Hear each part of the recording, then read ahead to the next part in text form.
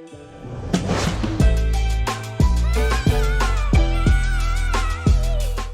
there everyone, welcome back to Utility Sports. In today's video, we're going to be breaking down Trae Young's debut with the Washington Wizards and what that means for the future context of the Wizards as they start to acclimate their new star guard alongside some of their other talent. We didn't get to see him play with Alex Sarr, Keyshawn George, obviously no Anthony Davis yet either. So the Wizards weren't up to full strength in this game with Trae Young on a minutes restriction, but I do think we learned a lot about what Trae Young could potentially bring to DC and what his arrival and his presence will really mean for the Wizards moving forward. I hope you guys do enjoy the video today. If you do, be sure to leave a like and subscribe. And Trae Young was very, very good in his debut. Now, he only did play 19 minutes because of that minutes restriction coming back from injury. He's had obviously a shortened season this year. Did not play often for Atlanta before ultimately being traded up toward Washington. But in those 19 minutes was very productive. 12 points, 6 assists, was on the ball a ton, as you would imagine in typical Trae Young fashion. Added in 2 rebounds as well, and actually was a positive plus-minus at a +4 in those 19 minutes. So even though the Wizards did lose to the Utah Jazz, they actually did win Trae Young's minutes, which I thought was a positive sign of possible future things to come for Trae Young and the Washington Wizards. And obviously it helps their tanking efforts too. Who knows what the 2026 NBA Draft Lottery holds, but if the Wizards are blessed in the lottery, we could be talking about this team as one of the quickest ascending teams in the NBA as early as next season. Let's start on the offensive end of the floor, though, with Trae Young and specifically his skill set playing out of the pick and roll. And I think this is where we're going to get a very good feel of who he can be as an offensive player. And at the very beginning of this game, he was being checked by Cody Williams, who has, I believe, turned a corner in his NBA career at this point for the Utah Jazz. He's been giving them actually some pretty quality minutes on a night-to-night basis. But he's starting here high in a high ball screen with Julian Reese. And on this action, the Washington Wizards are trying to force Kyle Filipowski either to hedge or to switch onto the basketball, things that he's not the most comfortable doing. And it's going to put Utah into a bind here, and Trae Young's able to not only draw that hedge from Filipowski, and it forces Cody Williams now to pick up the roll man, but he's also going to be able to turn that corner on him as well. And this is part of what's made Trae Young such a special offensive player in his career, his ability to keep his handle alive. And when he does get all the way down to the rim, good things are typically going to happen. That was Trae Young's first career bucket with the Washington Wizards, and it comes in standard high pick and roll. Here to start the third quarter, Brian Keefe goes back to this high pick and roll action between Trae Young and Julian Reese. And what again it does is it puts Filipowski out on an island. Again, the Utah Jazz elect to switch this at this point. John Conchar picks up Julian Reese at the rim, but now it's time to cook out in isolation if you're Trae Young against the mismatch. Gets to a step back, gets hit in the face, and one plus the foul on what was, I think, the best highlight of the night for Trae Young from an offensive scoring standpoint out in isolation with the ball in his hands. He did a lot of really great stuff in this game. We're obviously breaking it down, but I thought that was kind of the highlight of his scoring work with the ball in his hands. Now, there's a lot of other great stuff that we got to see. This clip is probably my favorite, and it really stems from his advantage. Obviously, pick and roll basketball is such an easy way to generate advantage for your best player, which is why it's one of the most frequently ran play types in all of basketball. But if you can get the ball to him in advantage, which is what the Wizards do here now with him in spot up, look at the length of this rotation Blake Hinson has to go into to try and close out to Trae Young, who's obviously labeled as and known as a very, very good shooter. And a poor closeout from Hinson now puts Trae Young into 5-on-4 attack mode, where he's able to get down into this paint of the defense very easily. Hits a little Rajon Rondo ball fake, gets all the way to the rim with a nice lefty scoop layup. That was, again, one of my favorite highlights. I'm going to even go back here just so you guys get to see it in full speed. Beautiful ball fake, really nice finish at the rim, just great stuff there from Trae Young. And then pushing in early transition, going with a ghost screen here with Trey Johnson. I still think, listen, they're trying to find all their rhythm. There's going to be a lot of kinks that they have to work out. Ultimately, what Trae Young is going for here is an early 2-for-1 with about 40 seconds left on the game clock here in the second quarter. He gets to a nice little hesitation pullback and doesn't get it to go. But you can see kind of how the pull-up volume, where he shoots on average about 7 pull-up three-point attempts a game, is going to be a nice little weapon and tool for Washington, especially in early transition in key points of the game where, hey, you want to go 2 for 1. He's a pretty good pull-up three-point shooter, has been throughout his career.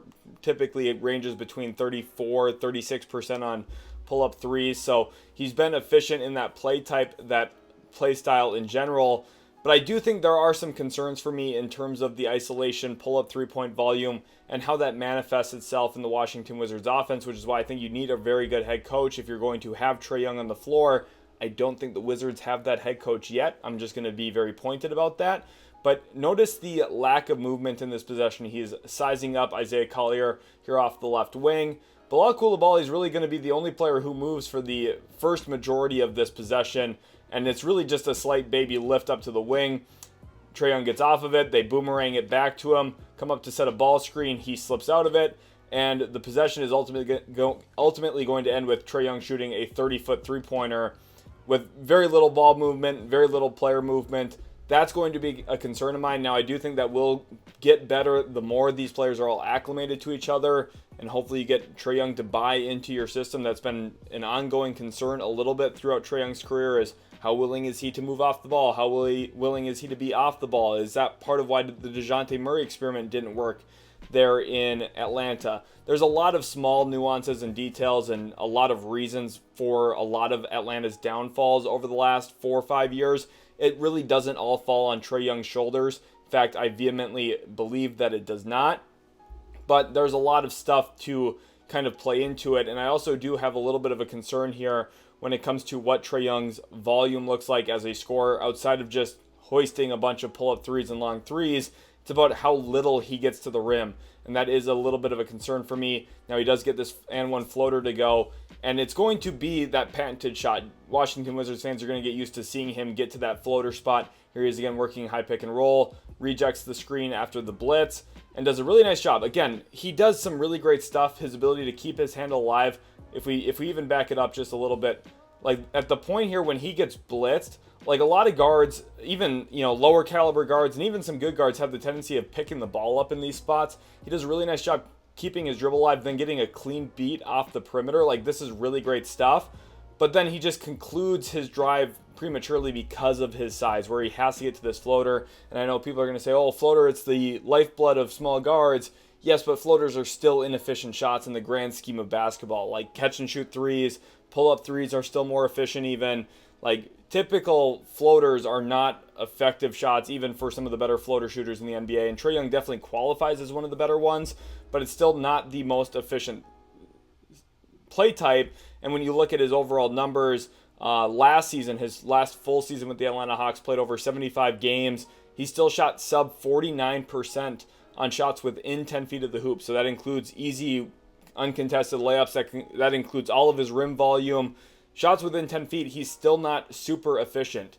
Now, obviously, you're going to generate some offensive rebounds. Like, your points per possession number is going to end up looking okay, but on a points per shot basis, it's really not that great at 48.6%. So that's still a concern of mine, but this is where I want to really emphasize to you guys, I do love still the acquisition of Trae Young for the Washington Wizards. There's going to be some pessimistic parts of this video. I just have to be transparent about that. But there's a lot of great stuff that Trae Young brings to the Wizards as well, not only from a scoring standpoint, but from a passing, playmaking standpoint. And this is the best passer the Washington Wizards have had since prime John Wall. Trae Young is a phenomenal decision maker, super dynamic, super creative with the ball in his hands, and that showed last year in his final full season with Atlanta, where he averaged almost 21 potential assists per game. That was 25% more than the runner-up last year in Nikola Jokic. He was on another level when it came to playmaking, creating opportunities, setting up his teammates, and he did a lot of that heavy lifting for Atlanta with guys like Zachary Reese-Sachet in the lineup. That Hawks team, especially in 2024-25, did not have a lot of on-ball dynamism around him outside of Jalen Johnson, who did miss long stretches of that season as well. The offense really was on the shoulders of Trae Young, and I think for Washington here, when you do have Alex Sarr, you do have Anthony Davis, you do have Keyshawn George. So when we jump into the film and his passing, I thought this one 2 minutes into the game was super impressive, and I wanted to really highlight his creativity first and foremost. We saw the Rondo fake behind the back. That was obviously brilliant, but I thought this pass specifically against Will Hardy's Jazz defense. They were trying to blitz him early, get the ball out of his hands with some full court pressure. Watch this one-handed baseball pass from one corner of the floor all the way to the opposite corner. This is an unbelievable pass. Now, it's not perfectly on the money or anything here to Leaky Black, but it got to his hands, and it ultimately does set up a three in what was Trae Young's first assist as a Washington Wizard. Just a brilliant pass from, again, one corner all the way to the other. And then from a creativity standpoint, here he is in high pick and roll again with Julian Reese up to screen. And as we get Bilal Coulibaly here filling into this corner, obviously now Conchar is the low man, and he has to be worried about Reese potentially slipping the screen. And watch Trae Young just whip the ball into the corner there. Coulibaly has his hands ready to shoot, catch and shoot on that one. I do think one key theme I picked up on in Trae Young's first action with DC was the fact that his teammates need to get used to being ready to shoot the ball. There's a lot of moments where they kind of passed up open catch and shoot shots. They need to have their hands and feet ready. They need to be prepared to play off of Trae Young's gravity. Kind of hit or miss in night one of their tenure together, but I do think, again, that will improve over time. And then this clip was one of my favorite from a passing standpoint, because I think you get to see some of the mastery of who Trae Young is off of an offensive rebound. Julian Reese absolutely destroyed Utah on the offensive glass in this game. Was just brilliant. Watch Trae Young when he now gets this DHO. He's going to explore this space and force Cody Williams to chase, and he's going to force Mo Bamba to contain. And with that, that's going to allow Julian Reese to fill into this pocket. And with Trae Young's creativity as a passer, you're going to see a lot of great stuff. First of all, he keeps his handle alive. Again, now you have two guys committed to the basketball. Then he's going to show the ball high. And what that's going to do, you'll see here in a second as Mo Bamba reacts to this, Mo Bamba is going to put his hands up in the air. He's trying to take away this lob. He's trying to take away these passing angles for Trae Young vertically. And Trae Young is setting that up by a high ball fake so that he can dump it off underneath. And notice Mo Bamba's hands are up. The ball goes underneath. Now, Julian Reese doesn't finish this play somehow. I couldn't believe it live when it happened. I was like, how does Julian Reese not catch and finish this play there? It was very nice hands from Ace Bailey down in the low man help side spot. But unbelievable passing skill from Trae Young. And again, when you have Anthony Davis, you have Alex R, two very dynamic, skilled offensive big men, they're going to be able to work wonders with Trae Young in the high pick and roll, in my opinion. You're also going to be able to make a lot of stuff really click off of that with your perimeter talent, as guys like Bilal Coulibaly get a little bit more adjusted to playing with Trae Young. And obviously Keyshawn George, I think, will be a really nice weapon, as well as Trey Johnson next to Trae Young as well. Here's another high pick and roll. And this is where Trae Young's mastery just really stands out. You see him reading this pick and roll. He is surveying what is going on in front of him. And Isaiah Collier is the weak side low man help. And he knows that Collier is responsible to tag Reese on this roll. And as a result, as Collier steps into the paint with a slight lift up here from the weak side corner, Leaky Black again there. Nice little fire over to the opposite side wing. Catch and shoot three-pointer. Now it doesn't go, but again, you can tell from the process, hey, if that's Keyshawn George, if that's Alex Sarr, depending on who the Wizards put into these spots going forward, maybe it's one of AJ DeBanza or Cam Boozer or Darren Peterson, all of a sudden the Wizards are going to have a real talent surplus, and they have a guy who can make all of the reads out of high pick and roll and deliver on-time, on-target passes, which is exactly what you want. Now, I thought this one was a great example of possible things that the Wizards could tap into that we haven't gotten to see Trae Young fully play into yet. And it stems from him getting denied on the basketball a little bit, right? Ace Bailey's ready to try and jump this lane. You notice he was trying to be aggressive up vertically toward half court to deter where Trae Young's catching the basketball. And the Wizards go into kind of a pseudo blind pig action. Now, this is where you need Trae Young to buy into stuff, and if you get him acclimated and bought into a system, this blind pig stuff can work really, really well with him running off of a dribble handoff when the ball gets passed in behind his defender, because right now Ace Bailey has to turn his head to see the ball, and as a result of that, Trae Young can cut without his defender properly reacting to him. Now, it turns into a dribble handoff, so you're kind of getting that action. Now, you can sync up your timing a little bit better. There's a lot of great stuff you can do. But notice this action here put a real bind onto John Conchar, because now he wants to step up and help Trae Young because of how much of a threat he is as a off-the-dribble shooter.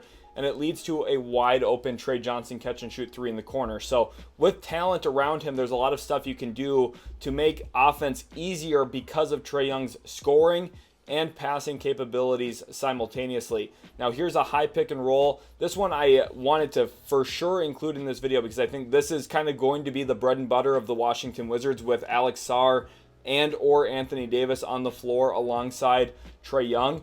And it specifically stems from their short roll game. If you watched James Harden in Philadelphia with Joel Embiid, if you watch Jamal Murray and Nikola Jokic work together, anytime you have a skilled playmaking guard and also a very talented big man, this is going to be unbelievably good offense. And what the Wizards specifically did here on this example is empty out this side of the floor, making this role even more deadly. Now, again, the Wizards don't have the talent right now to make this really pop at the way that it will in the future, but with the spacing context here, Trae Young fits in a perfect pass on the move to Anthony Gill, who's able to get it to go. Really nice creative pass. And then another thing that stood out to me was Trae Young playing with pace for the Washington Wizards. Really clever behind the back dish there to Bilal Coulibaly. No assist in the stat sheet, but still a very nice pass. Another opportunity to get out and run. Cross-court kick to Bub Carrington, who has a nice little escape dribble three-pointer right there as well.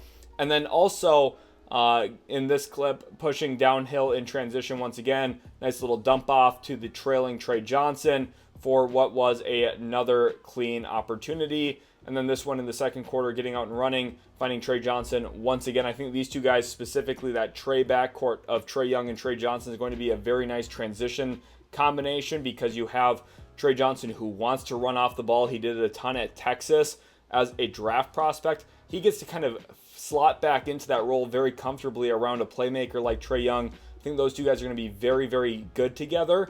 And if you're looking at what Trae Young was a part of in Atlanta the last 3 years under Quinn Snyder, the Hawks never ranked lower than 6th in the NBA in pace, and that was a huge drastic turnaround from where the Hawks were pre-Quinn Snyder. So if you're looking at, okay, well, what is Trae Young going to play like moving forward? I do think he brought some really good pace into his Wizards debut, and there was a lot of great stuff that we got to see from him as not only a scorer, but also as a passer. And again, just 19 minutes, there was a lot of really good stuff to break down. Now, we are going to move into the defense here, and I needed to include the tip-off. And you might be saying, whoa, we're going to start talking about Trae Young's defense, and why are we looking at the opening tip? There was a lot of back-and-forth schematics here. Will Hardy's a very clever coach, had a lot of creative stuff to weaponize some of what Utah was looking to do and exploit Trae Young defensively. So, Wizards fans, first of all, I want to reiterate, I liked the acquisition of Trae Young for Washington.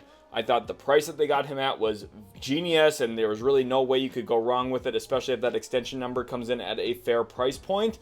The concerns for me still exist on the defensive end of the floor, which is nothing new. And the tip-off was extremely important to me because I was very curious, okay, where does Trae Young start, even in a matchup like this, where the Jazz don't have this super dynamic on-ball offensive player along Isaiah Collier or Cody Williams in their backcourt. They don't have these super dangerous guard players, right?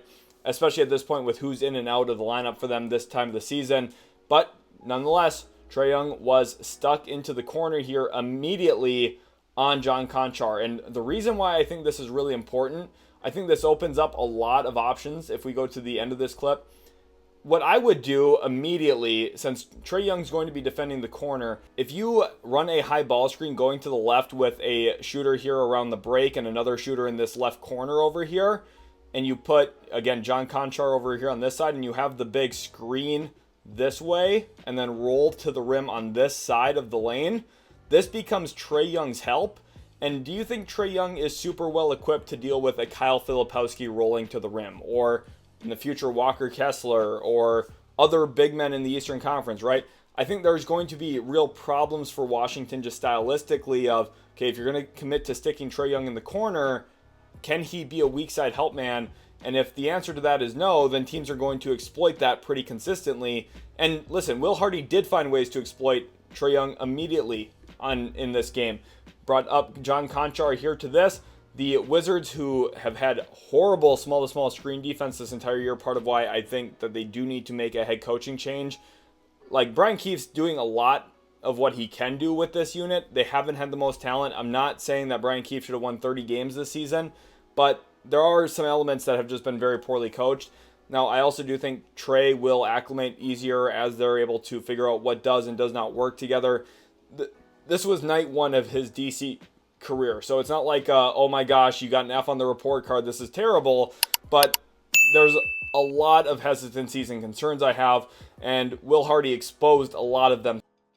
Isaiah Collier goes right at Trae Young, rises up into a pull-up 2. That's the kind of shot you're willing to give up. Isaiah Collier is not a good pull-up shooter. That's fine defense, honestly, from a process standpoint, but in the future against better competition, especially if the Wizards do want to be a playoff team in the near future, like, that's just not going to work against better competition, honestly. It didn't even work there against Isaiah Collier.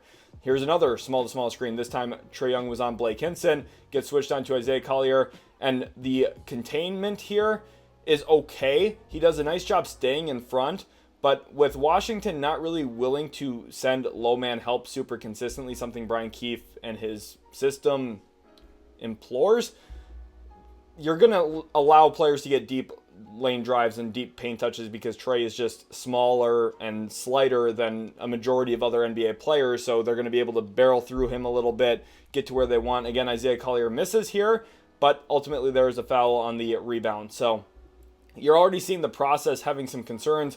Another screen here where John Conchar forces the switch. Now, if I was Washington, I wouldn't want to concede these switches so easily. This is what they do. I'll show an example of something else that they could theoretically do.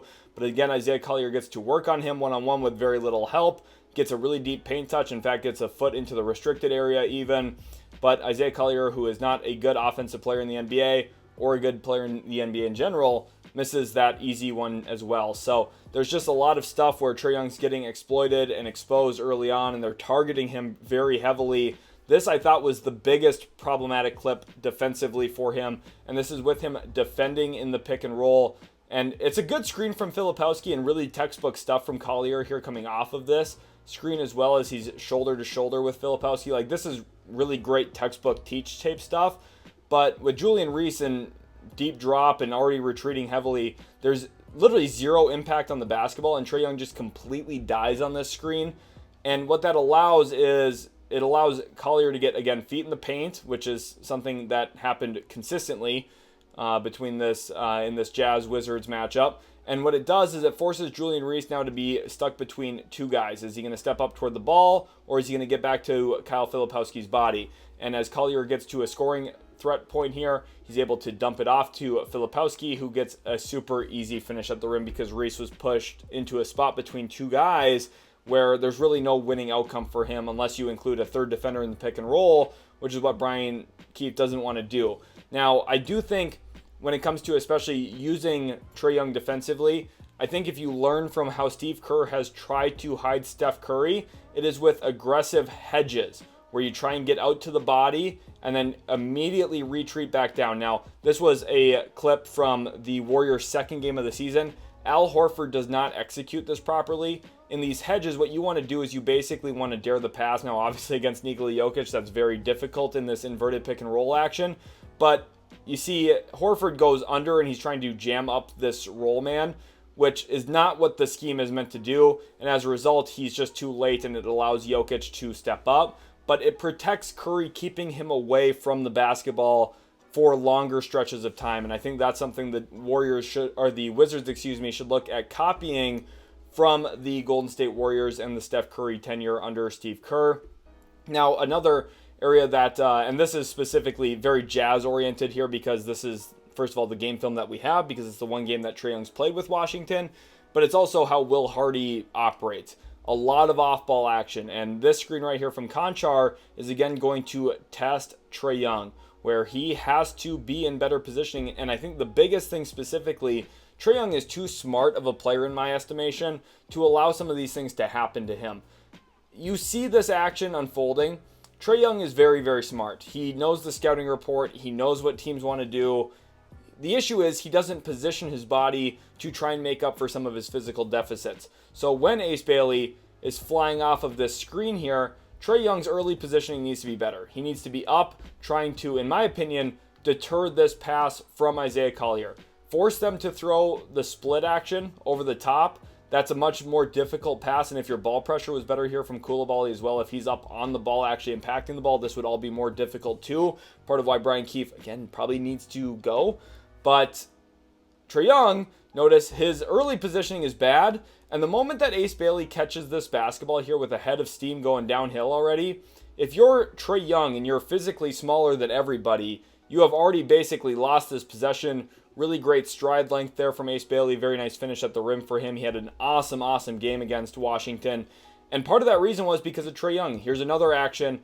This one, again, very early on in the game, first minute of the game. They knew they were going at Trae Young off this wide pin and then another rescreen here. Trae Young, again, why is Trae Young playing in deep drop here? If there's a screen, he should be up. Now, I'm not asking him to be a stopper or a lockdown defender or anything like that, but his early positioning just needs to be better. And for it to be this poor on night one, I'm a little concerned. Now, I do think, again, it was his first time back in a long time. Maybe his mind's readjusting back to the game. It's okay. I'm not going to completely hold this game over him, but he got picked on and exploited pretty bad against Utah. I'm not going to lie to you. Like, it was not pretty. It was not pretty at all. Here's another one. Trae Young, he's too smart to allow these things to happen. This is pretty much the exact same clip from what we looked at earlier. And again, Trae Young, why is he allowing this much space? The last thing you want to allow in the NBA is time and space. It's when players are most comfortable. It's when offense really excels, as if they have either space or time with the basketball in their hands. And Ace Bailey literally had this every single time they ran this action. Trae Young tries to dart out of there, and there's just really no impact. And notice they even tried to kind of hedge and recover, right? Trae Young, after being up in front of the basketball, sort of, he is trying to dip out of here. But the issue is he didn't impact this enough, so now the chase defender is just completely beat. The, again, best way to probably deal with this if you're going to hedge is for Trae Young to aggressively hedge this and for your other defender to drop underneath. And if you do it that way on some of these off-ball actions, you can probably junk some things up enough where you can hide Trae Young. But there was no hiding Trae Young on night one. Ace Bailey got a lot of what he wanted on some of these actions. And it was just very difficult. Here's a dribble handoff early in the game as well. Filipowski gets a decent hit on him. And again, this is part of the issue with Trae Young, Julian Reese in deep drop. This is a wide open shot. Trae just dies a little bit on this DHO screen.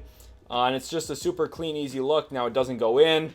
But regardless of shooting luck, whether the shot actually is made or not, you can evaluate the process and see why there should be concerns. Again, I don't want to come across too pessimistic. I still really like the gamble that Washington has made, given the fact that there was very little assets out the door, especially in the aggregate. If you look back at the Beal trade, which I really love for DC when they made it, they didn't really give up that much to get Anthony Davis and Trae Young, and I do think it will help their young core move and motion toward winning, which is really good. The question is, was the opportunity cost worth it?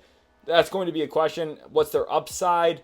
Come playoff time, can Trae Young and Anthony Davis both actually stay healthy and be available? Trae Young, for the most part, has been in his career, but obviously this year has been a little bit different for him. And then the defensive struggles were just very poor on night one in DC. So there's still a lot of room for this team to figure out how to play together. Again, I think the shot readiness for the other guys around Trae just needs to improve. And when you have, again, increased talent with Alex Sarr on the floor next to Trae, when you have Keyshawn George, when you have Anthony Davis, when you have maybe a top 3 pick in the 2026 draft, we're going to feel a lot better about how this Wizards team actually looks on the basketball court. But I still think they need a coaching remodification at the very least. If it's Brian Keefe going forward, they just need to have better systems in place and better strategies in place to actually compete and be good, because right now it's not been pretty. Even with the talent deficit that they're at, I still think that they've underperformed, honestly. So if you're a Wizards fan, there's a lot to be excited about. Trae Young, again, is super dynamite with the ball in his hands. Elite passer, very good scorer, super talented. He's going to be a PRA merchant where he puts a lot of points up on the board, high numbers of assists, and that alone is going to obviously put fans in the seats too, which is great for Washington. It's good when more teams want to be competitive. I think Washington has moved that way. There are still concerns to be wary of, but all in all, it was great seeing Trae Young in a Washington Wizards uniform. I hope you guys did enjoy this film breakdown. It's a lot of fun to talk about the Washington Wizards. Hopefully you guys did enjoy. If you did, leave a like, subscribe, and we'll catch you in the very next Utility Sports video.